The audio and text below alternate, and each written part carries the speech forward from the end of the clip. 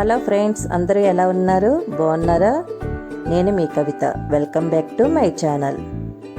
ఇవాల్టి మన రెసిపీ వచ్చేసి వెజిటేబుల్ బ్రెడ్ శాండ్విచ్. సింపుల్గా టేస్టీగా ఎలా చేసుకోవాలో ఈ వీడియోలో చూసేయండి. వీడియోని చివరి వరకు స్కిప్ చేయకుండా చూడండి.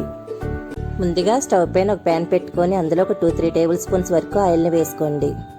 అది కొంచెం వేడైన తర్వాత తరిగి పెట్టుకున్న ఉల్లిపాయ ముక్కల్ని యాడ్ చేసుకోవాలి. నేను ఇక్కడ వచ్చేసి ఒక మీడియం సైజ్ ఉల్లిపాయ తీసుకున్నాను. ఉల్లిపాయలను ఎక్కువగా ఫ్రై చేసుకోవాల్సిన అవసరం లేదు. ఒక 2 మినిట్స్ ఫ్రై చేసుకుంటే సరిపోతుంది. ఇలా వేగిన తర్వాత ఇందులో సన్నగా తరిగి పెట్టుకున్న పచ్చిమిర్చి ముక్కల్ని కూడా వేసుకొని ఒకసారి కలుపుకుందాం.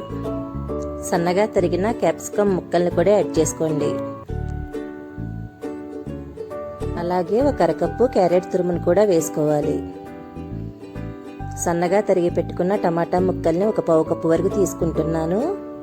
ఇప్పుడు ఇవన్నీ బాగా కలిసేలాగా ఒక 2-3 నిమిషాల పాటు ఫ్రై చేసుకుంటే సరిపోతుంది.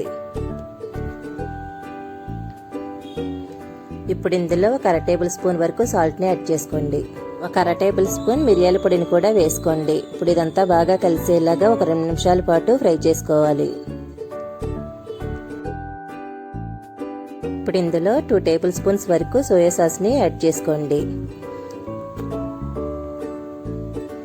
అలాగే 2 టేబుల్ స్పూన్స్ వరకు టమాటా సాస్ని కూడా వేసుకోండి. ఇప్పుడు ఇదంతా బాగా కలిసేలాగా కలుపుకొని ఒక 2 నిమిషాల పాటు ఉడికించుకుంటే సరిపోతుంది. ఇంకా స్టవ్ ఆఫ్ చేసుకొని పక్కన పెట్టేసుకుందాం. ఇప్పుడు స్టవ్ పైన పెనం పెట్టుకొని 1 టేబుల్ స్పూన్ బటర్ కానీ లేదా నేతిని కానీ వేసుకొని మొత్తం అంటేలాగా స్ప్రెడ్ చేసుకోండి. ఇప్పుడు ఇది వేడైన తర్వాత 2 బ్రెడ్ స్లైసెస్ని పెట్టుకొని లైట్ బ్రౌన్ కలర్ వచ్చే వరకు ఫ్రై చేసుకోవాలి. ఇప్పుడు వీటిని మరో పక్కకు తిప్పుకుందాం. ఇప్పుడు ఇటువైపున కాలింది కదా, ఇప్పుడు దీనిపైన చీజ్ని పైన స్ప్రెడ్ చేసుకున్నట్లుగా వేసుకోండి. ఇది మనకు సూపర్ మార్కెట్లో దొరుకుతుంది. ఇప్పుడు మనం ముందుగా తయారు చేసి పెట్టుకున్న కర్రీని కూడా పైన స్ప్రెడ్ చేసుకున్నట్లుగా వేసుకోవాలి.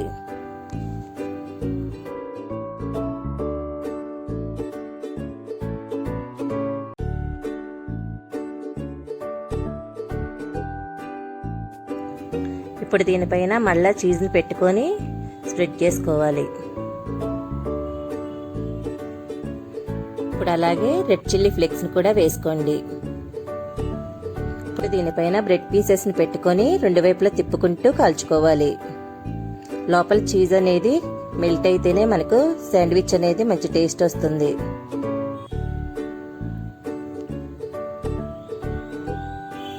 ఇప్పుడు ఇది చక్కగా రోస్ట్ అయింది. ఇప్పుడు దీన్ని ఒక సర్వింగ్ ప్లేట్లోకి తీసుకుందాం. అలాగే మిగిలిన వాటిని కూడా ప్రిపేర్ చేసుకుందాం. ఇవాల్టి జనరేషన్లో పిల్లలు ఎక్కువగా ఇష్టపడేది జంక్ ఫుడ్ని. అలాంటి జంక్ ఫుడ్ని మనం బయటికి తీసుకువెళ్ళి మన పిల్లలతో తినిపిస్తూ ఉంటాము. అలా కాకుండా ఇంట్లో దొరికే వెజిటేబుల్స్తో చక్కగా ఇలా శాండ్విచ్ని చేసి పెట్టండి. పిల్లలు ఎంతో హ్యాపీగా తింటారు. వాళ్ళకు కూడా హెల్త్కి కూడా మంచిది. వాళ్ళు కూడా మంచిగా సాటిస్ఫై అవుతారు. ఎప్పుడు కూడా బయటికి వెళ్ళాలి తినాలి అన్న ఆలోచన కూడా వాళ్ళకి రాకుండా ఉంటుంది.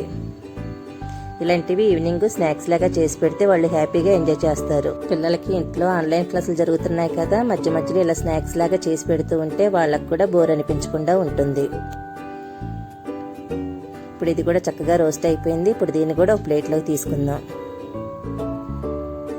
శాండ్విచ్ రెడీ అయిపోయింది. చూశారు కదా ఫ్రెండ్స్, బ్రెడ్తో శాండ్విచ్ని ఎంత సింపుల్గా చేసుకోవచ్చో.